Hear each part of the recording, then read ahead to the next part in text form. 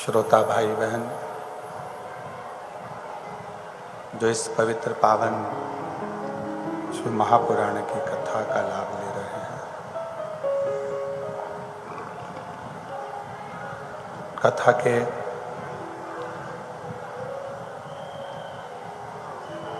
मंडप में विराजमान क्षेत्रीय विधायक एवं सभी संत, साधु, तपस्वी, साधक, उपासक एवं गुरुजन कथा के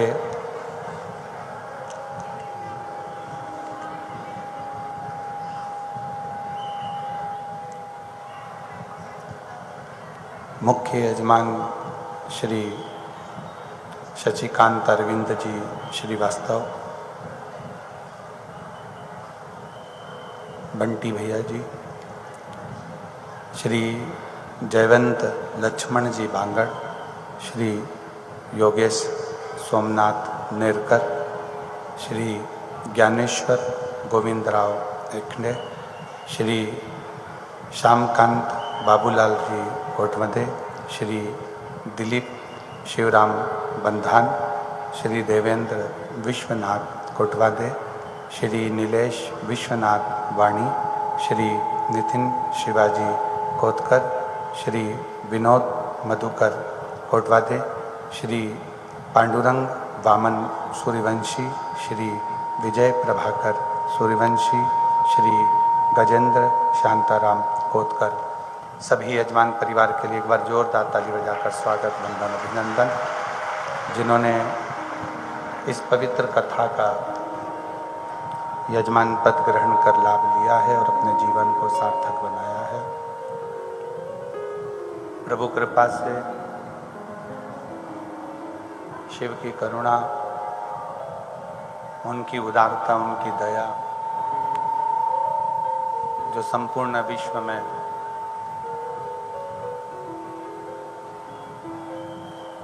शिव तत्व को प्राप्त करने का एक मूल बिंदु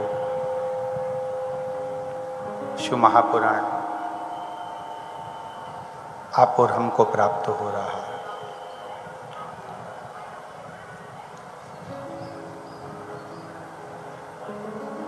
साढ़े 3 करोड़ के इस रोम छिद्र के शरीर में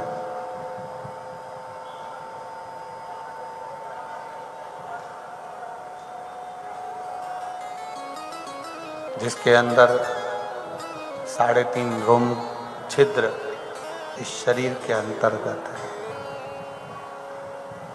और ऐसे 3.5 करोड़ रोम छिद्र वाले शरीर में शिव तत्व को अंदर बिठाना, रोकना बड़ा कठिन होता है।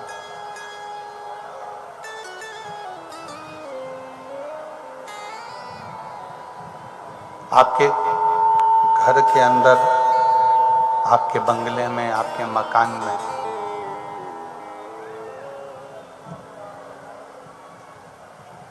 बहुत सारे दरवाजे भी होंगे, बहुत सारी खिड़कियां भी होंगी।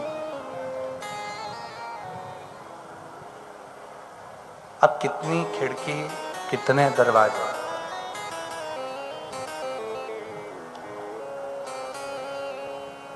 और इतनी खिड़की और दरवाजे अगर हवा को रोकना है तो खिड़की और दरवाजों को बंद करना पड़ता है, तब हवा रोकी जा सकती। तो शिव महापुराण की जो कथा कर रही है, भगवान शंकर का जो चरित्र कह रहा है, शिव तत्व कह रहा है, शंकर की पवित्र कथा कर रही है, शिव महापुराण की कथा कर रही है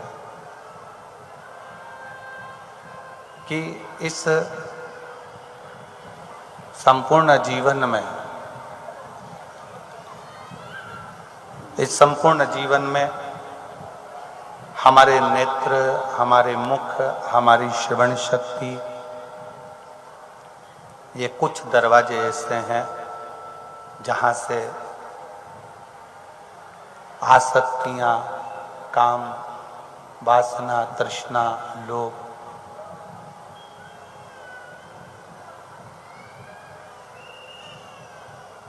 ये सब प्रवेश करते चले जाते हैं।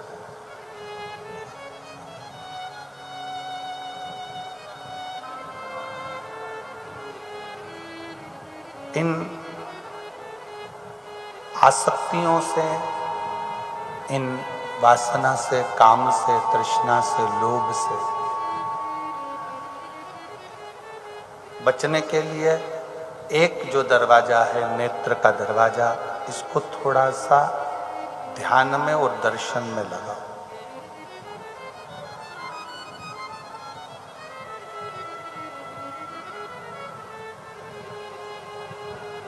शिव महापुराण की कथा में एक बात आती है कि मान लो आप शिव जी के मंदिर में प्रवेश नहीं कर सकते। कई माताएं कहती हैं कि हमारे घर में बच्चे ने जन्म लिया है, सावड़ लगी हुई है,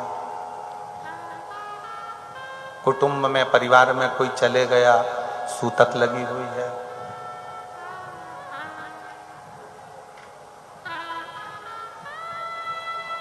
तो फिर शिव नाम हम कैसे लें? पहले तो एक बात स्मरण कर लो, चाहे सूतक लगी हो, चाहे सावड़ लगी हो,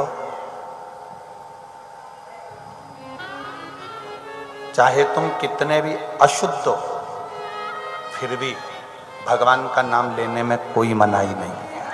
परमात्मा का नाम लेने में कोई मनाही। परमात्मा की कथा सुनने की मनाही नहीं है, परमात्मा का नाम लेने की मनाही है।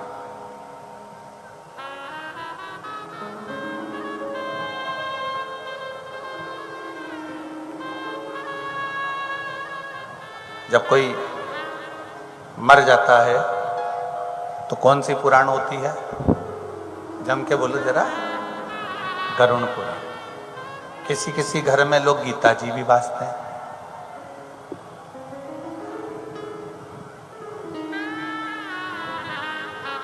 आवाज नहीं आ रही है कि एलईडी बंद है?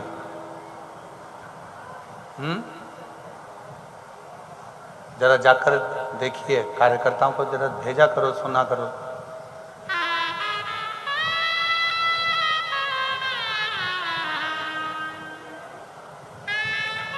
एलईडियां बंद है क्या? वो वहां की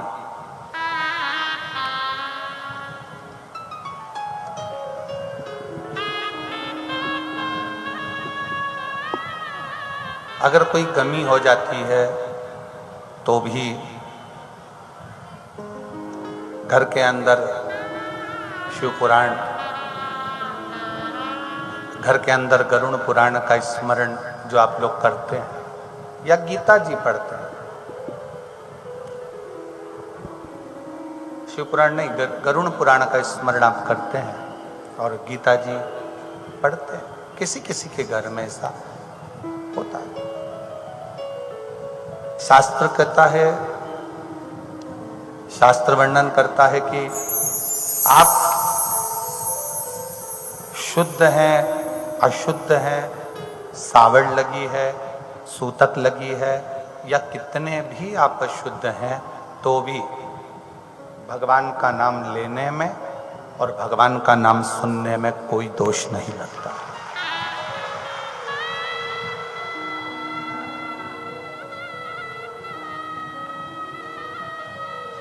भगवान का नाम लेने में भी कोई दोष नहीं है और भगवान का नाम सुनने में भी कोई दोष नहीं। खूब सुनो।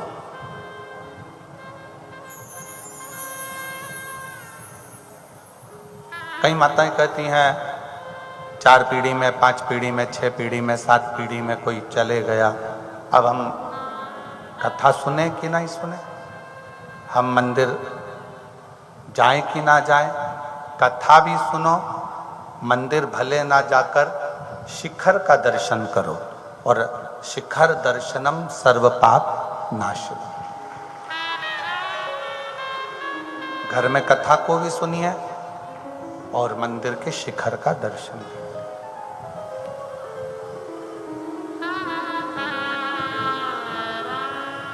फिर किसी ने कहा कि मान लो रजस्वला धर्म आ गया, रजो धर्म आ गया, और रजस्वला धर्म में हम कथा सुने कि ना सुने? सुनो। सत्संग चैनल के माध्यम से, यूट्यूब के माध्यम से कथा का सत्संग श्रवण करने में कोई दिक्कत नहीं। सत्संग की कोई मना नहीं।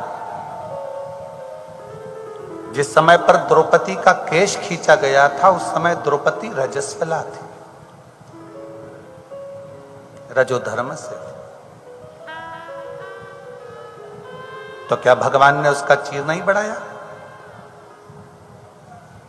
भगवान सोच लेते, विचार कर लेते कि द्रौपदी रजोधर्म में है तो इसका चीर नहीं बढ़ा सकता मैं। भगवान जब भी मिला है तुम्हारे इस काया को देखकर नहीं मिला। भगवान जब भी मिला है तुम्हारे दिल की भाव को देखकर, तुम्हारे हृदय को देखकर। कोई तुमसे कह दे कि अच्छे कपड़े पहनकर भगवान के मंदिर जाया करो, श्रेष्ठ वस्त्र पहनकर भगवान के मंदिर जाया करो। शिव महापुराण की कथा तो यहां तक कहती है कि बच्चा गटर में गिर गया, नाली में गिर गया, उस बच्चे को मोहल्ले के लोग, गटर में गिरे हुए, गंदगी में गिरे हुए बच्चे को घर के लोग, अपन परिवार के लोग, मोहल्ले के लोग अपने गले से नहीं लगाएंगे। पर गटर में गिरा हुआ बच्चा, गंदगी में लगा हुआ बच्चा, माँ देख लेगी या बाप देख लेगा तो अपने बच्चे को सबसे पहले गले से लगाता।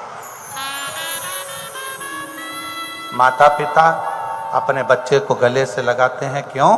क्योंकि ये बेटा मेरा है। माता पिता ने उसके गंदे कपड़े नहीं देखे, माता पिता ने उसके गंदे शरीर नहीं देखा, माता पिता ने गटर का गंदा कीचड़ नहीं देखा, माता पिता ने तो अपना पुत्र देखा। कोई तुमसे कहे कि भगवान के मंदिर में कपड़े अच्छे पहन कर जाओ, ऐसे पहन कर जाओ, वैसे पहन कर जाओ, इस कलर के पहन कर जाओ, उस कलर के पहन कर जाओ, तो उसको कह देना गटर में बच्चा गिरता है, कोई उसको नहीं छूता, कोई गले नहीं लगाता। पानी सब डाल देंगे, साफ भी सब कर देंगे, पर उसको गले से कोई नहीं लगाएगा। गटर में गिरे हुए बच्चे को केवल उसके माँ बाप गले से लगाते हैं। उसी तरह इस संसार सागर में भगवान हमारा कपड़ा देखकर हमको प्राप्त नहीं करता, भगवान हमारे काया को देखकर हमें प्राप्त नहीं करता। आप गोरे हैं, काले हैं, आप टेढ़े हैं, आड़े हैं, ये भगवान को मतलब नहीं है। भगवान तो ये देखता है कि मेरी औलाद ने मुझे पुकारा है, मेरे बेटे ने मुझे पुकारा, मेरी बेटी ने मुझे पुकारा और मुझे इसे गले से लगा।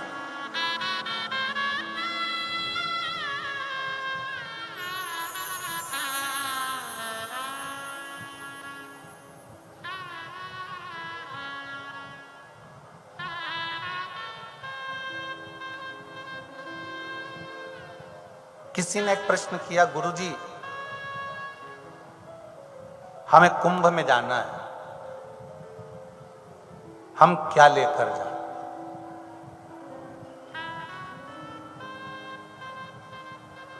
हमें अगर कुंभ में जाना है, कुंभ में हमें पहुंचना है तो हम क्या लेकर जाएं? हमारा निवेदन है, तुम कुंभ में जा रहे हो, कुछ लेकर जाओ, चाहे मत लेकर जाओ, पर अपना दिल लेकर जरूर जाना, मन लेकर जाओ। कुंभ में पहुंच गए और तीर्थ, मंदिर, कथा, सत्संग, कुंभ, ये जितनी भी जगह पर जाओ, तुम अपना मन लेकर जाओ, अपना दिल लेकर जाओ, अपना हृदय लेकर।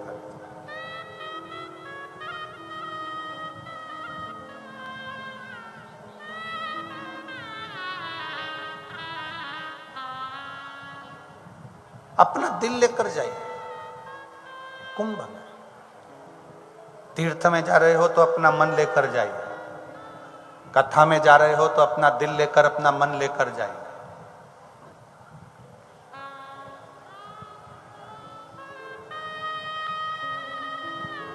कुंभ में पहुंच गए और वहां से आने के बाद लोगों से कह रहे हो कि वहां तो इतना ऐसा हो गया, दर्शन करने गए तो मन में आ गया तो लोगों से कह दिया वहां तो ऐसा हो गया।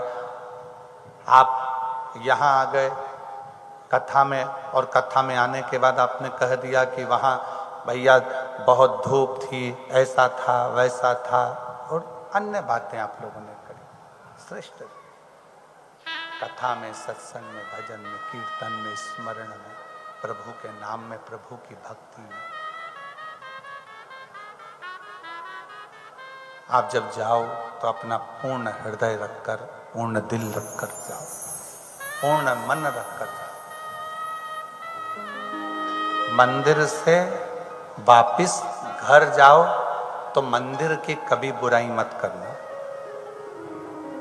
तीर्थ से घर जाओ तो तीर्थ की कभी बुराई नहीं करना। शिव महापुराण से घर जाओ तो शिव महापुराण की कभी बुराई नहीं करना, कभी नहीं। चौथा, इन तीन से भी बढ़कर एक चौथा स्थान है जहां की बुराई नहीं करी जाती। वो चौथा स्थान है, एक पिता अपनी लड़की का विवाह कर रहा हो और उसके विवाह में तुम गए हो, कोई कमी अगर रह जाए तो उस बाप की बेटी के विवाह की कभी बुराई मत करना। ये चौथी जगह, ये चौथा स्थान। एक बाप ने अपनी बेटी की शादी करने में कितना कितना जोड़ा होगा, कैसे कैसे जोड़ा होगा। एक माँ ने अपनी बेटी की विदाई करने के लिए कमाया होगा, ये वही जानती है।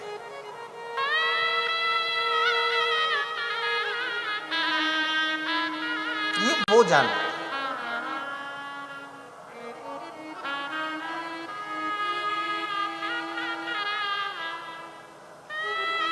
300 रुपए की एक भोजन की प्लेट बफेट की, 500 रुपए की एक बफेट की प्लेट भोजन की। वो भोजन की प्लेट 500 रुपए की प्लेट उठाई और 500 रुपए जुड़ गए। कैटरिंग वाले ने 300-500 रुपए जोड़ लिए, एक प्लेट उठी और जुड़ गई। अपने छोटे छोटे बच्चों को ये उपदेश दो कि एक प्लेट उठाने पर किसी गरीबड़े के, उस बाप के बेटी के घर में 500 रुपए खत्म हो गए। तुमने 500 का लिफाफा दिया, 4 लोग चले गए, 4 प्लेट उठी, 2000 रुपए तो तुम्हारे वैसे ही खर्च हो गए उस पिता के। और लिफाफा तुम 500 रुपए का देकर आए, 1500 रुपए का तो उसको चूना लगा कर आ गए और कहा हम उसकी लड़की के घर की शादी में कन्यादान कर कर आए। हम बेटी की शादी में कन्यादान कर कर आए? नहीं, नहीं। एक बेटी की शादी में कन्यादान करने से भी ज्यादा बड़ा है कि किसी गरीबड़े की बेटी की शादी हो, वहां तुम प्रसन्न चित्त से खड़े होकर उस बाप को इतना कह दो कि तुम चिंता मत करो, मैं खड़ा हूं, शादी संभाल लूंगा, तुम अपना काम करो। ये श्रेष्ठता।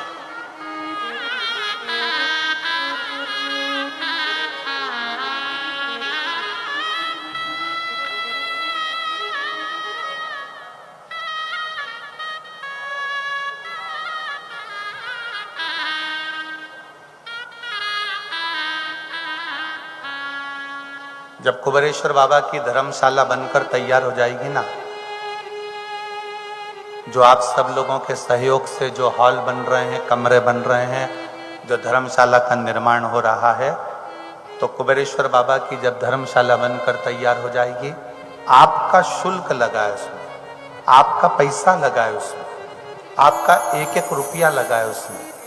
उस धर्मशाला का एक नियम रखेंगे कि किसी बेटी की अगर किसी बाप को शादी करना है तो वहाँ 25-30 लोगों को लेकर आए, लड़के वाले भी 25-30 आए, उनके भोजन की व्यवस्था भी समिति निःशुल्क करेगी, कन्यादान दहेज देने की समिति व्यवस्था करेगी। उस बेटी को दहेज भी समिति देगी और आए हुए बारातियों का भोजन भी समिति कराएगी और बेटी की विदाई भी समिति करेगी।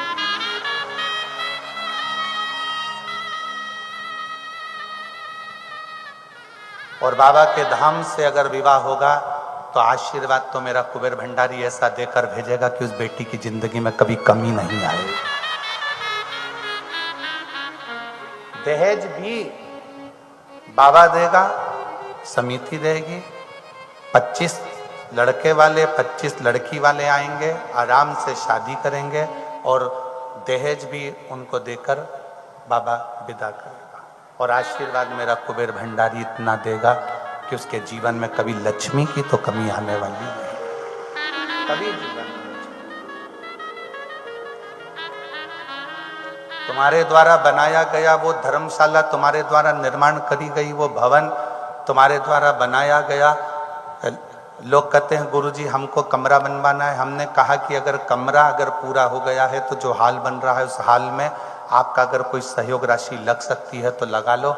आने वाले समय में जब इतनी बेटियों की शादी उस धर्मशाला से आपकी छत के नीचे होगी तो शायद थोड़ा सा पुण्य आपके विभाग्य में आ जाए, थोड़ा सा।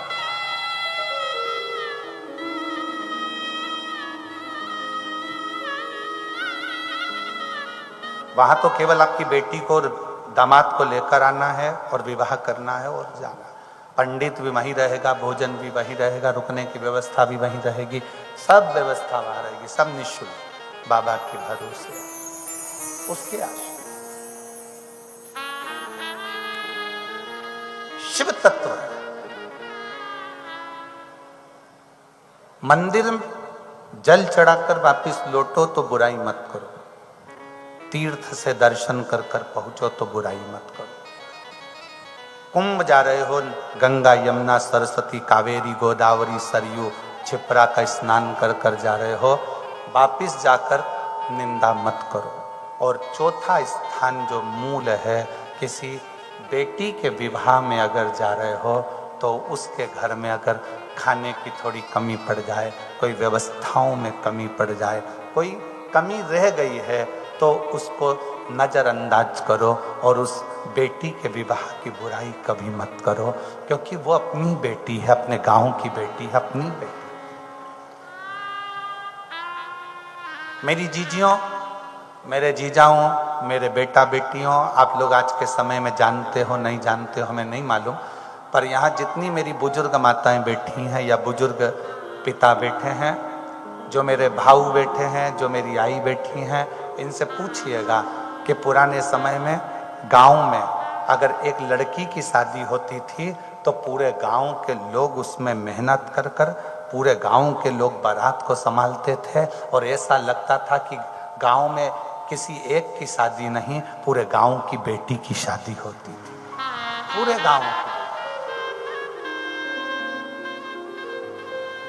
आपको मालूम है ये धर्मशालाएं, ये गार्डन, ये मंगल कार्यालय, ये तो अब बने। गांव में शादी होती थी तो जितने घर होते थे बारात उन घरों में रुकती थी, प्रत्येक घर के अंदर बारात रुकती थी, प्रत्येक घर।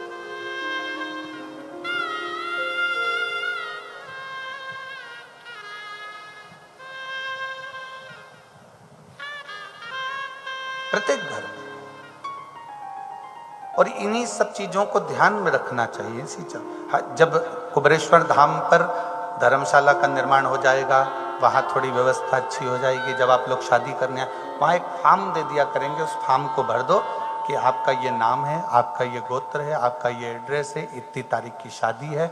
उस फॉर्म को आपने भर दिया, एक स्लिप ले ली, आप अपने आ गए, शादी के दिन आप पहुँच गए, मंगल विवाह हुआ।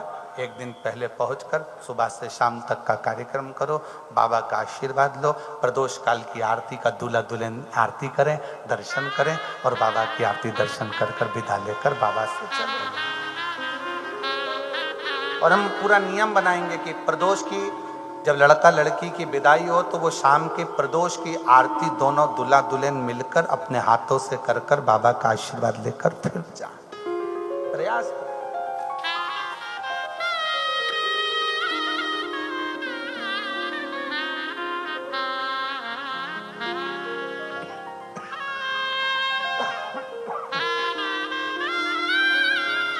कभी निंदा करना है तो अपनी खुद की करो। किस चीज की निंदा करना है? अरे समझ में नहीं आ रहा है कि मेरे को हो क्या गया, सुबह नींद ही नहीं खुलती मेरी, इतना प्रयास करता हूं पर नींद खुलने को तैयार नहीं होती।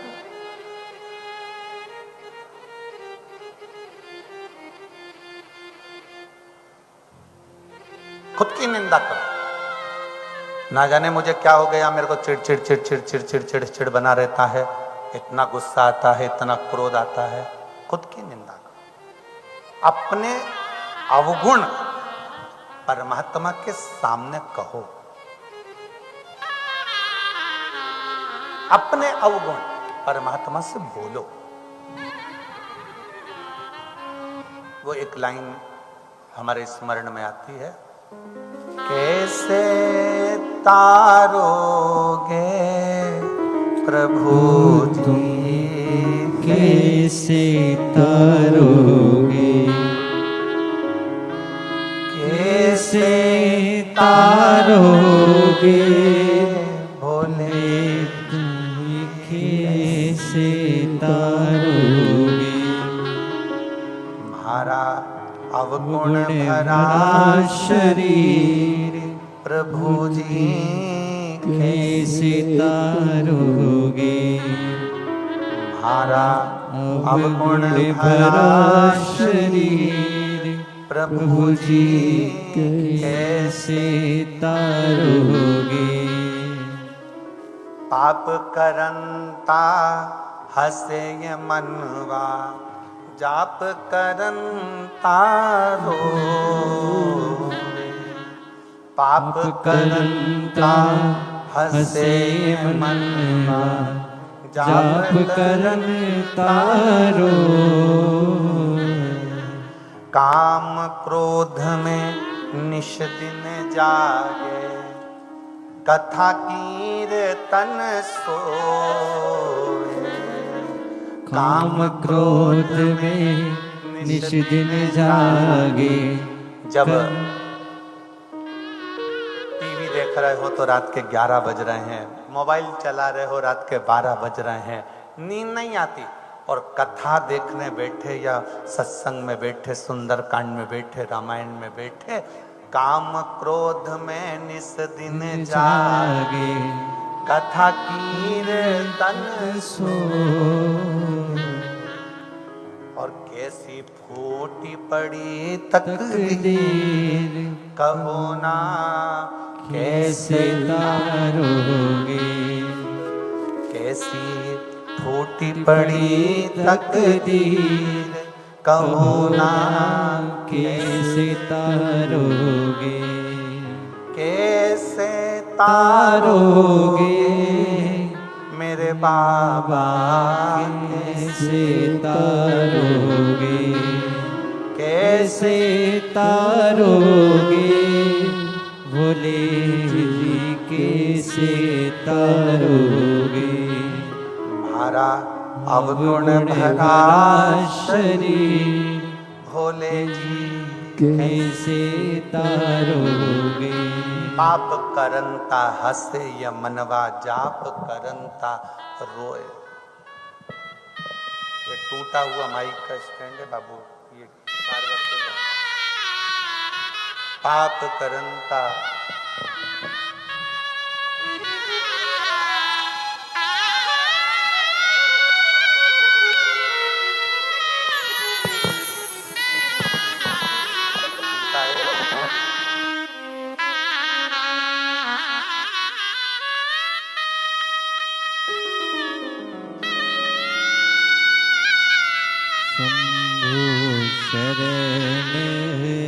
पड़ी मांगो घड़ी रे घड़ी, दुख काटो दया करी, मैं दर्शन आपो।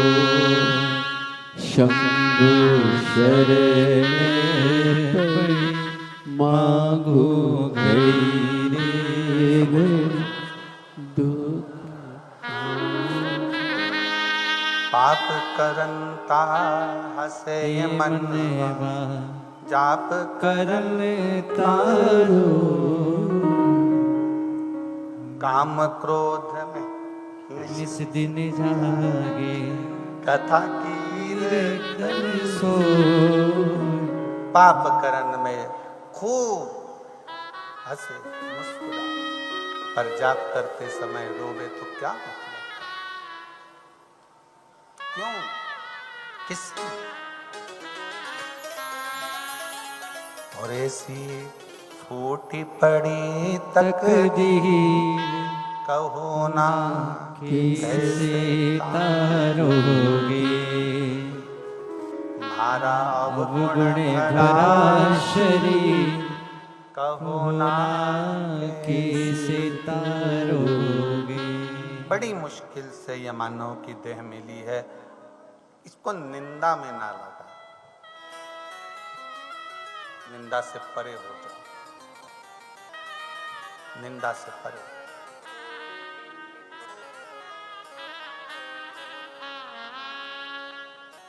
सावित्री ने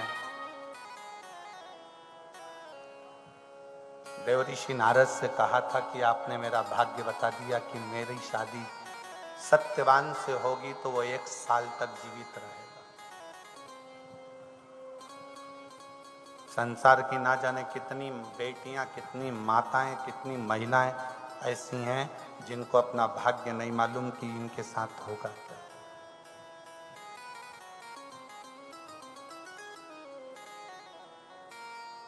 आपके पास कोई इसका हल है? देवऋषि नारद, नारद जी मौन होकर चल दिए। प्रश्न दिमाग में फंस गया।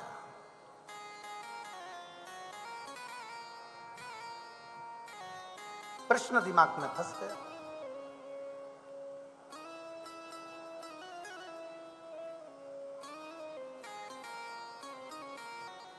एक पत्नी के पति मर गया, बचपन में बच्चे छोटे छोटे छोड़कर वो चला गया,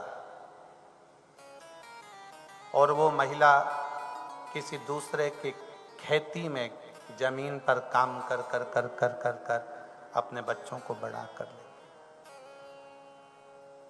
वो महिला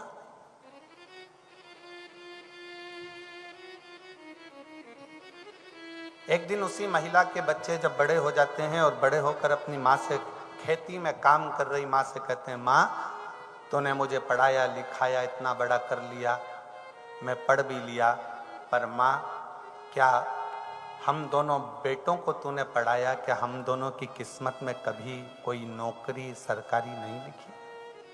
यहीं बैठी है वो माँ जिसका पति छोटे छोटे 2 बच्चों को छोड़कर मर गया और वो जमीन पर काम करती रही, खेती का काम दूसरे की जमीनों पर जाकर करती रही और अपने बच्चों को पढ़ाती रही।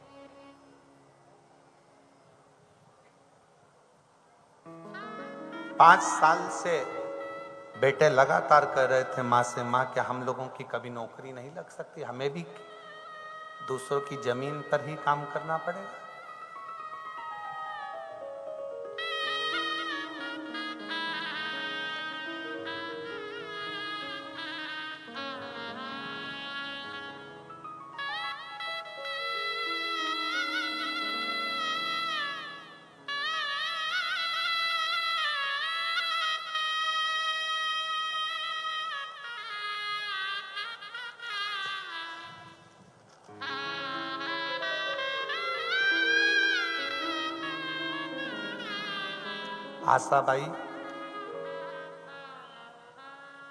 आशाबाई बमा कोली, पता कठोरा, तालुका चोपड़ा, जिला जलगांव, मोबाइल नंबर ये है।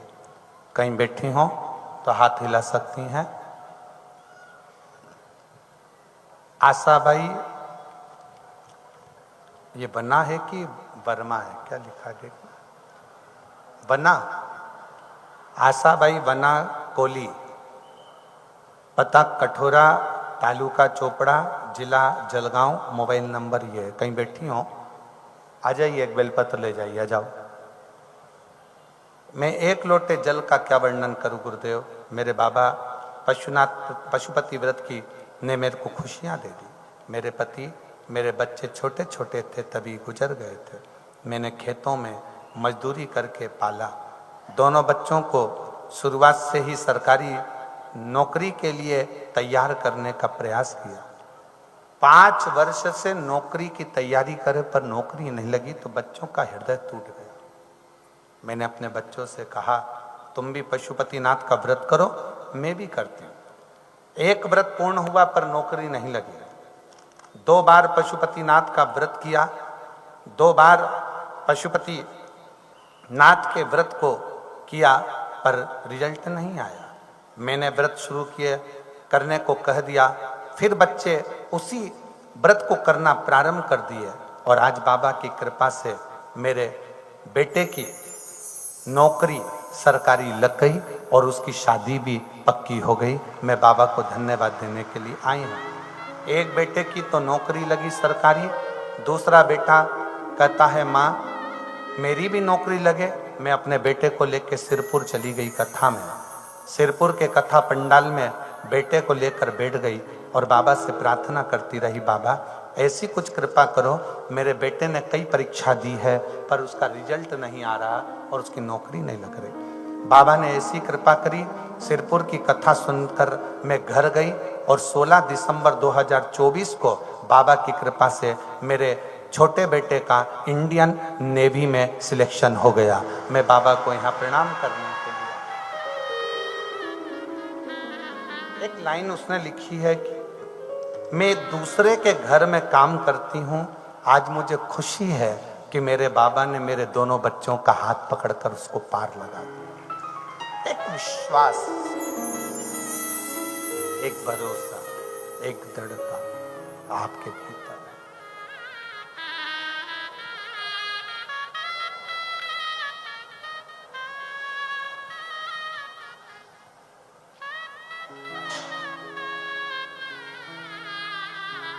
एक प्रश्न, क्या भाग्य में लिखा है? फिर निवेदन है, तुम्हारी किस्मत में अगर विधाता ने कुछ उल्टा भी लिख दिया है ना तो शंकर के मंदिर जाना चालू कर दो, तुम्हारा भाग्य सुलटा जरूर हो जाएगा, सुधर जरूर जाएगा। आप शिव के मंदिर जाना प्रारंभ करो।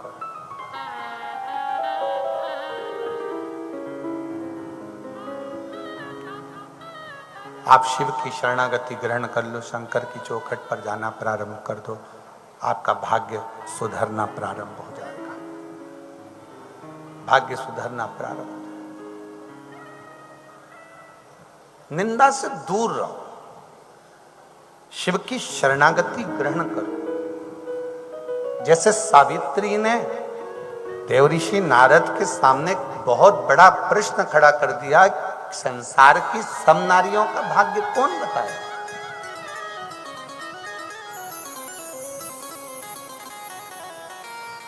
संसार की सारी नारियों की किस्मत कौन बताने वाला?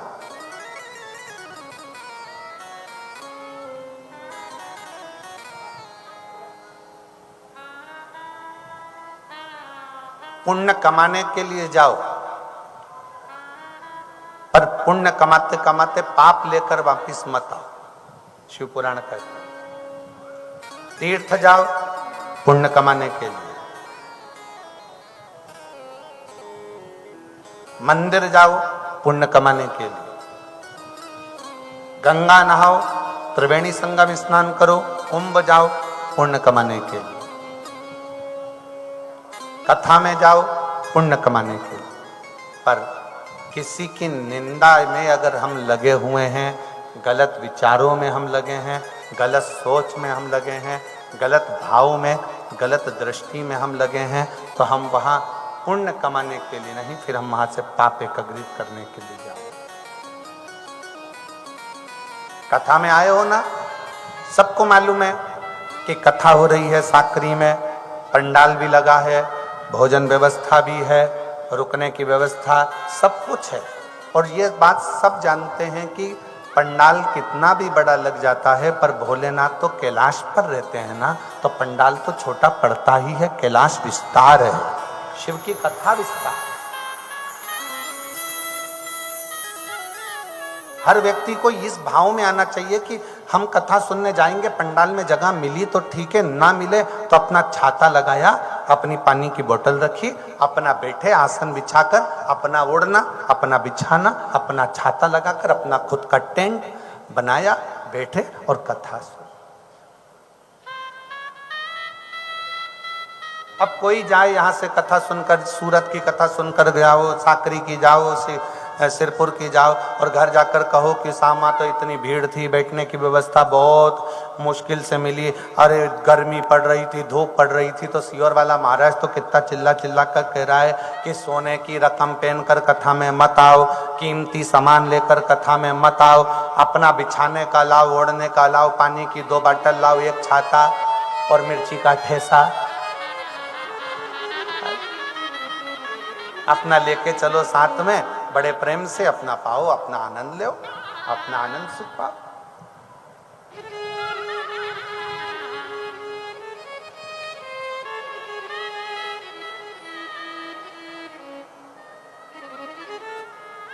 आज याद इसलिए आया कि आज टिफिन में आया।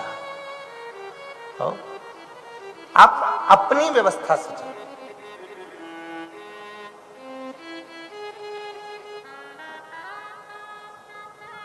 और जिस दिन छाता लेकर चलोगे, पानी की बोतल लेकर चलोगे, उस दिन तुम्हें छाते की भी जरूरत नहीं पड़ेगी, पानी की बोतल की भी जरूरत नहीं पड़ेगी, अपने आप भोलेनाथ जी व्यवस्था कर देगा। अपन लेकर चलो।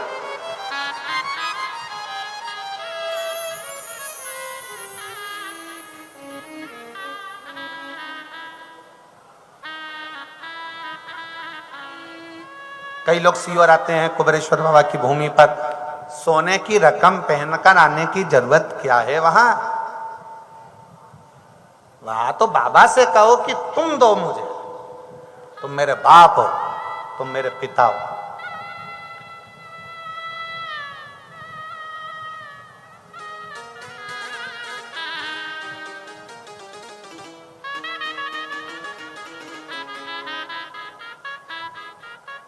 हम तो बाबा के भरोसे चलते हैं, हम तो बाबा के भरोसे चलते हैं। ये दुनिया वाले जलते हैं, ये दुनिया वाले जलते हैं, भोले बाबा के भरोसे चलते हैं, भोले बाबा के भरोसे चलते हैं। नारद जी के सामने प्रश्न खड़ा कर कर सावित्री मैया का विवाह सत्यवान के साथ हो जाता है। सत्यवान के पिता नेत्रों से अंधे हैं, माता दुखी रहती है देखकर। द्रुमसेन से, अपने ससुर से सावित्री ने जब विचार करा कि कुछ दिन बाकी हैं, तो पूछ लिया कि तुम्हारा राज्य गया, तुम भी राजा थे, तुम्हारा पूरा की पूरा राज्य चले गया। आ जाओ।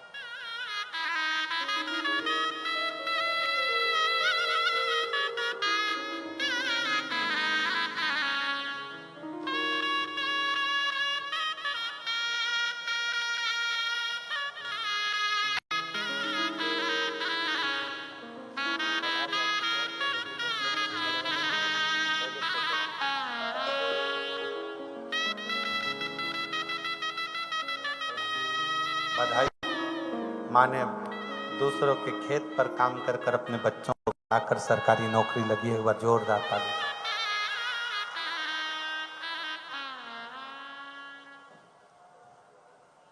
अगर विश्वास, लगन पक्की है तो मंजिल मिलती जरूर है।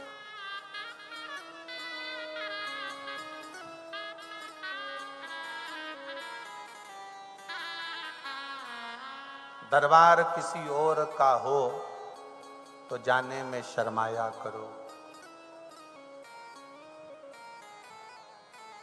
दरबार किसी और का हो तो जाने में शर्माया करो, पर दरबार यदि महाकाल का हो तो रोज जाया करो।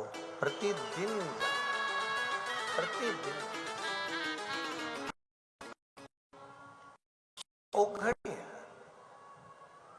सावित्री ने धुमसेन से प्रश्न किया, आप भी राजा थे, आपका राज्य पूरा चले गया, संसार के लोगों ने, कुछ राजाओं ने आक्रमण कर कर हमें, हमारे राज्य को छुड़ा लिया और मेरे नेत्र की ज्योति भी उन लोगों ने मेरे आंखों को छोड़ दिया। अब मेरे पास में ना राज सत्ता है, ना मेरे नेत्र है, ना राज सत्ता है, ना मेरे नेत्र।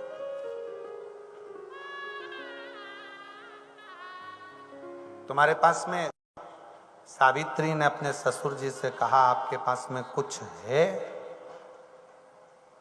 कुछ है? एक बुजुर्ग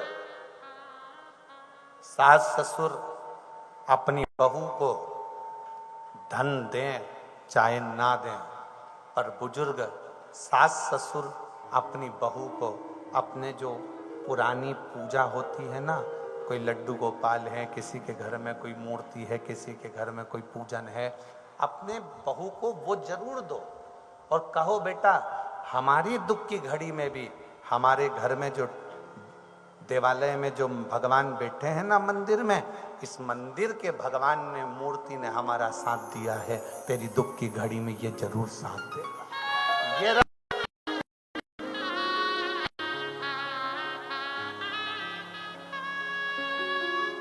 आपके पास में कुछ है?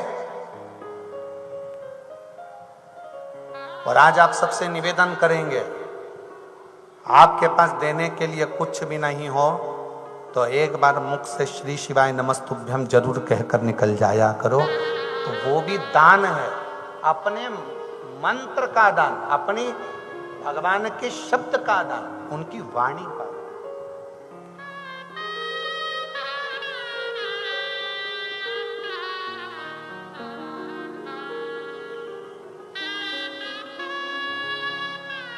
अभी लखनऊ में एक हमारे प्रिय हैं लालू सोनी जी, वो उनके मित्र ने शादी करी तो उन्होंने कोई राजपूत है, उन्होंने पत्रिका छपाई।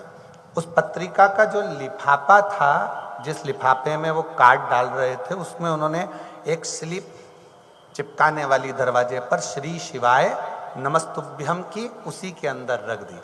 और जहां पत्रिका देने जाते थे वहां कहते थे कि इसमें एक स्लिप भी पड़ी है, शादी में आओ जरूर पधारो, और अगर नहीं भी आ पाओ तो इसमें स्लिप है श्री शिवाय नमस्तुभ्यम की।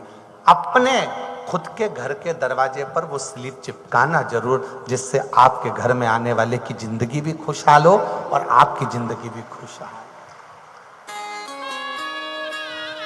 उन्होंने पत्रिका के लिफाफे में एक अलग से चिपकाने वाली स्लिप रख दी, श्री शिवाय नमस्ते। कार्ड तो जा ही रहा था, वो स्लिप भी उन्होंने उसमें रख दी कि आप ये स्लिप सबके घर घर जाएगी, लोग अपने दरवाजे पर उसको चिपकाएंगे, अपने जीवन को कृतार्थ करें। आप लोगों के दरवाजे पे लगा है श्री शिवाय नमस्तुभ्यम? हाथ उठाओ जरा, किस किस के यहाँ लगा है? सबके यहाँ लगा है? लगा के रखना। जीवन में दुख कष्ट बहुत दूर रहेगा। जितनी तारीख को लगाया वो तारीख भी लिख के रखो। जैसे बल्ब आता है ना CFL का, उस बल्ब पे लिखा रहता है इतनी तारीख का बल्ब है, अगर बीच में बेकार हो गया तो कंपनी वापस ले लेती। तारीख भी लिख लो तुम तो कि हमने इतनी तारीख को लगाया, और देखना पहले के साल और एक साल के अंदर कितना फर्क गिरता है, आपको मालूम पड़ जाएगा कि सुख आता है कि नहीं, कष्ट दूर होता है कि नहीं होता, तकलीफें जाती है कि नहीं जाती। एक पत्र है,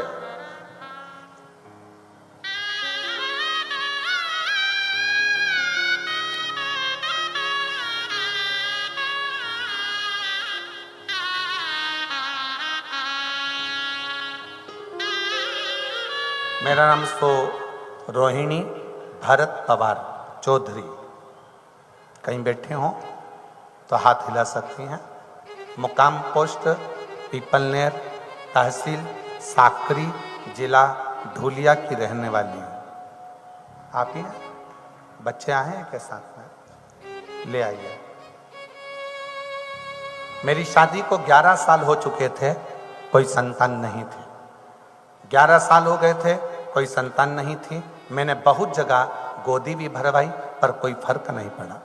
फिर मेरी माँ ने मुझसे कहा कि आस्था चैनल पर श्री पंडित मिश्रा की कथा आती है, वो सुनाते हैं तो सुना कर। बाबा मैं आपकी कथा रोज सुनने लगी। हम पति पत्नी रोज मंदिर जाते, आप कथा में संतान प्राप्ति के जो उपाय बताते वो मैं करती। सफेद आंकड़े की जड़ का 5 बार प्रयोग किया, एक बार नहीं 5 बार करा। 5 बार करने पर पारिजात के पुष्प वाला अष्टमी के दिन का उपाय करा। पशुपति व्रत किया। टीवी के सामने बैठकर रोज आपकी कथा सुनती। मैं कुबेर भंडारी से रोज कहती कि बाबा तूने मुझे सब कुछ दिया, पर एक स्त्री तब पूरी होती है जब वो माँ बनती है। बाबा मुझे माँ बनने का सुख दे देना। आप कहते हो डॉक्टर भी शंकर है, तो हम डॉक्टर से भी दवाइयाँ लेते पर कोई असर क्यों नहीं आता। तब बाबा के भरोसे होकर कुबेर भंडारी के दरवाजे पर पहुंच गए और कुबेर भंडारी के दरवाजे पर जाकर वहीं पर रहकर बाबा के झाड़ू पोछा कर विनती कर वहाँ का जल पीकर कंकर को लेकर आ गए। बाबा के हमें क्या मालूम था, हम एक कंकर की जगह 2 कंकर लेकर आ गए। बाबा ने ऐसी कृपा कर दी, वहाँ से आने के बाद मेरा गर्भ ठहर गया और गर्भ से 2 बच्चों ने जन्म लिया। बाबा मेरे 2 बच्चों ने जन्म लिया। मैं दोनों बच्चों को लेकर यहाँ आई हूँ। मेरे बाबा की कृपा से आज मुझे संतान प्राप्ति हुई। 11 साल के बाद मुझे जुड़वा बच्चे हुए। ये शिव तत्व है, ये शंभु, ये शंकर है।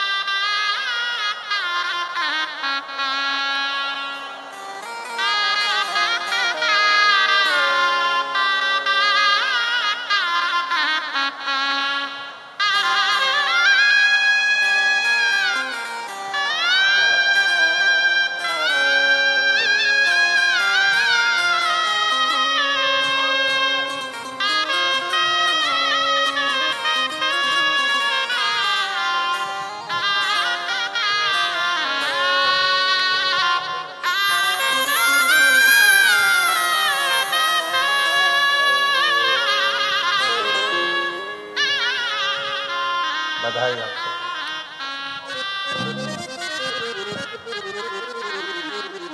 और तेरा ही दिया मैंने खाया पिया है, तेरा शुक्रिया है, तेरा शुक्रिया है। मुझे भोले बाबा ने बहुत दे दिया है, तेरा शुक्रिया है, तेरा शुक्रिया है। ये जाए दाद दी है, औलाद दी है, मुसीबत में हर वक्त इमदाद दी है। तेरा ही दिया मैंने खाया पिया है, शुक्रिया है, तेरा शुक्रिया है। कहीं शिव करुणा करता है,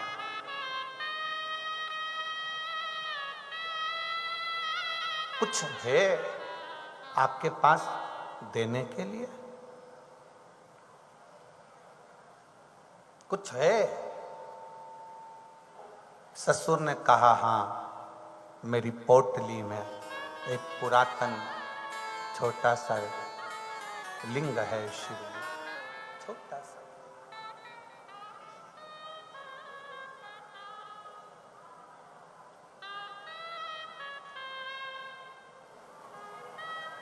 शिव लिंगायत संप्रदाय के अंतर्गत गले में एक शिवलिंग हमेशा रहता है। अगर कोई शिवलिंगायत संप्रदाय के बैठे होंगे तो उनके स्मरण में होगा एक शिवलिंग उनके गले में हमेशा रहता है, हमेशा।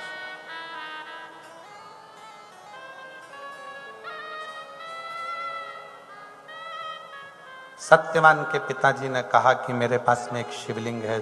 धुमसेन बोले, छोटा सा शिवलिंग।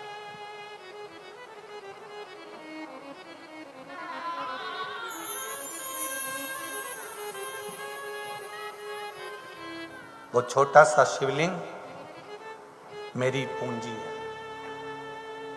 सावित्री जी बोली कि पिताजी बस पूरा राज्य चले जाए जाने दो, पूरा वैभव चले गया जाने दो, और आपने अपना शिवलिंग नहीं जाने दिया तो यह भी पक्का है कि शंकर आपका पूरा वैभव राज्य वापस लेकर आएगा, वापस लाए।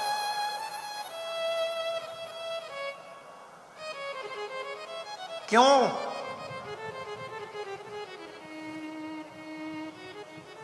किस लिए? आप शंकर जी के मंदिर में एक लोटा जल चढ़ाने जा रहे हो और भोलेनाथ जी आपकी झोली भरते जा रहे हैं, भोलेनाथ बाबा आपके ऊपर कृपा करते जा रहे हैं, शंकर जी सबकी मनोकामना पूर्ण करते जा रहे हैं। किस लिए? क्योंकि आपके अंदर शंकर के प्रति विश्वास आ गया और आप जान गए कि मृत्यु लोक का देव है, देव अधिदेव महादेव। राम जी भी जिसकी पूजन करते हैं, भगवान कृष्ण भी जिसकी पूजन करते हैं, वो देव अधिदेव महादेव। बोल बम का नारा है बाबा। ये आप जान गए कि बाबा हमारा सहारा है।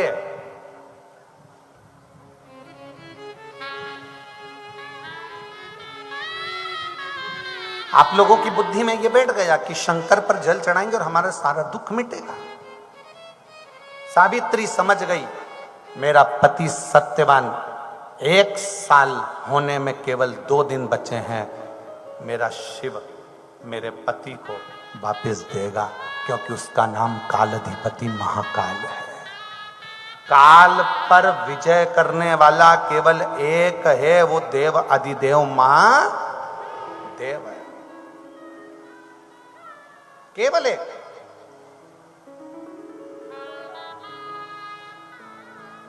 शिव होते हैं जो अपने भक्त को भगवान से मिला देते हैं, जिसकी कामना करते हो उससे मिला देते हैं। महाराष्ट्र के एक संत हुए श्री चांगदेव जी महाराज।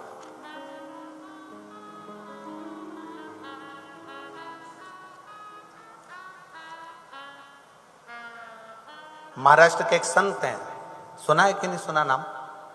जम के तो बोलो, सुना है? महाराष्ट्र के एक संत श्री चांगदेव जी बाबा, चांगदेव जी महाराज शिव के बड़े उपासक, शंकर के बड़े उपासक।